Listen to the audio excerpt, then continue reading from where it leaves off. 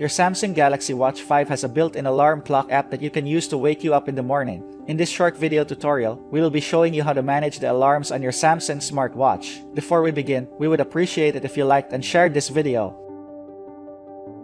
Here's how to add an alarm on your watch. Take note that if you have theater mode turned on, the alarm will automatically be silenced. From the app's screen, open the alarm app. Tap Add on Watch, then choose the time you want the alarm to go off, then tap on Next. Choose if you want the alarm to repeat weekly, the date the alarm will go off, the alarm name, alarm sound, vibration, and snooze. Once you are satisfied with the settings, tap on Save. To delete an alarm, just open the alarm app, then touch and hold the existing alarm you'd like to remove, and then tap Delete.